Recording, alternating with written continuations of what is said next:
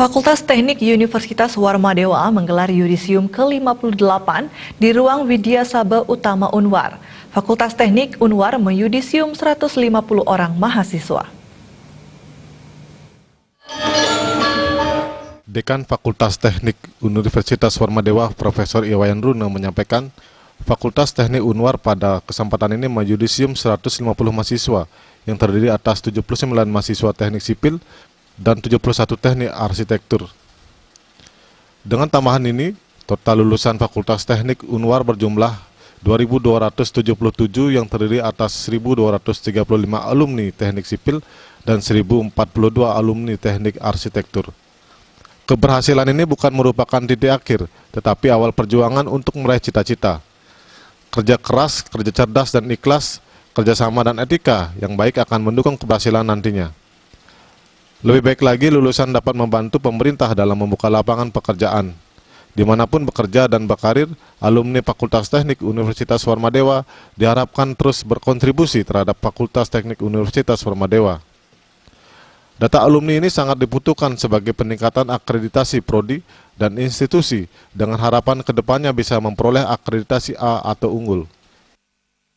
Yang ke-58 Fakultas Teknik Universitas Warmadewa kali ini boleh dibilang yudisium yang terbanyak dari yudisium sebelumnya, yaitu 150 orang yang terdiri atas 79 jurusan teknik sipil dan 71 orang jurusan teknik arsitektur.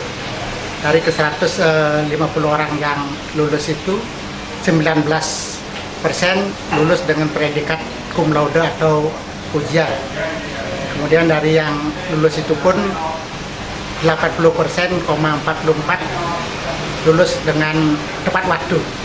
Ini merupakan prestasi dari lulusan pada yudisium sebelumnya. Keempat atau yang populer disebut dengan zaman milenial 4.0 yang menekankan